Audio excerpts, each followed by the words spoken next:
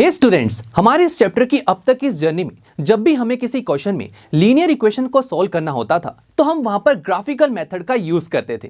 इस मेथड में हम हमारे गिवन लीनियर इक्वेशन में सबसे पहले किसी भी एक वेरिएबल की वैल्यू को फाइंड आउट करते थे, जिसकी हेल्प से हम एक टेबल फॉर्म करते और इस टेबल में हम डिफरेंट वैल्यूज को सर्च करना शुरू करते थे। और दोस्तों, इन्हीं पॉइंट्स की हेल्प से हम ग्राफ को ड्रॉ करते।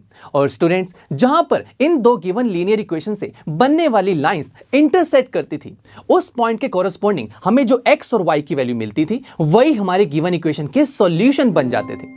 बट स्टूडेंट्स, ये जो मेथड था ये बहुत ही टाइम कंज्यूमिंग मेथड है। कितने सारे स्टेप्स हमें यहां पर करने पड़ रहे हैं और ये जरूरी भी तो नहीं है ना कि हमेशा हमारे पास ग्राफ अवेलेबल हो। तो मैथमेटिशियन ने सोचना शुरू किया कि क्यों ना एक फास्ट मेथड बनाया जाए जहां पर ग्राफ की जरूरत भी ना हो और जल्दी से हमारे लीनियर इक्वेशन सॉल्व हो जाएं। तो इसके लिए उन्होंने एक मेथड इन्वेंट किया जो कि था अलजेब्रिक मेथड।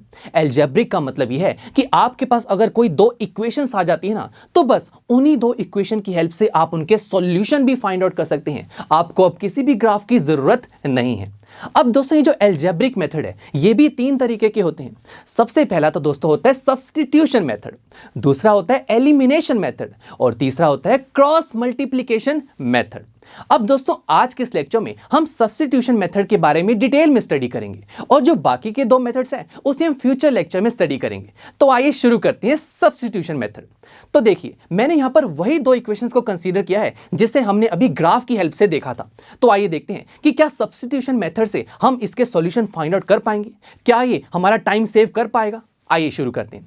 दोस्तों, इस मेथड में हम क्या करते हैं, सबसे पहले किसी भी एक इक्वेशन में किसी एक वेरिएबल की वैल्यू को निकाल लेते हैं। लेट्स से मैंने इक्वेशन 1 में y की वैल्यू निकाल ली जो कि आ रही है 6 - x डिवाइड बाई 3, राइट।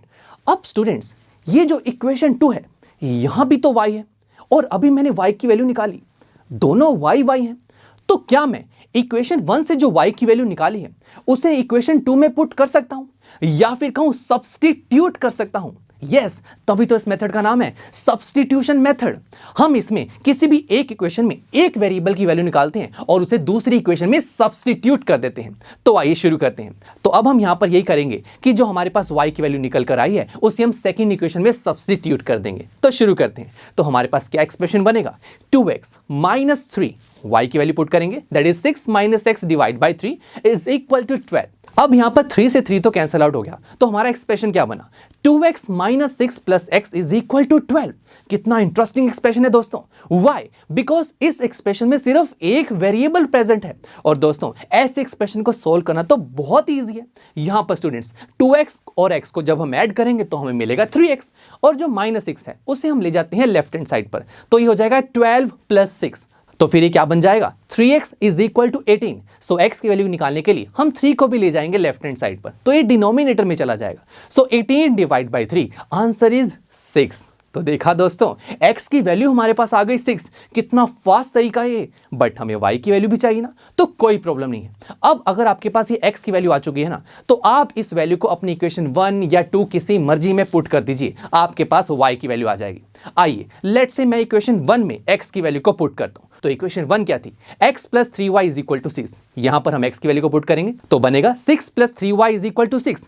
अब 6 को जब मैं लेफ्ट हैंड साइड पर लेके जाऊंगा तो 6 - 6 ये तो 0 हो गया, तो 3y इज इक्वल टू 0। तो y क्या हो जाएगा, 0 डिवाइड बाई 3। और दोस्तों, 0 को जब हम किसी नंबर से डिवाइड करते हैं तो आंसर तो 0 आता है।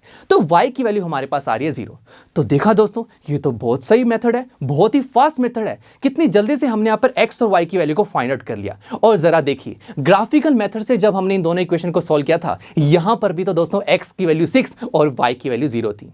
तो इसका मतलब ये हुआ कि दोनों मेथड से आंसर तो सेम ही आता है, बट ये जो सब्स्टिट्यूशन मेथड है ये फास्ट है as compared to graphical method.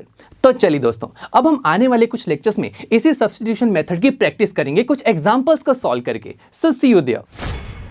I am sure students, आपको ये लेक्चर काफी पसंद आया होगा और ऐसे ही मजेदार तरीके से अपने हर एक कॉन्सेप्ट क्लियर करने के लिए डाउनलोड कीजिए PU Stack ऐप को, जहां पर आपके पास और भी बहुत सारे ऑप्शंस होंगे, जैसे कि back exercise solutions, tip videos, sample papers and much more. So what are you waiting for? Download the app now.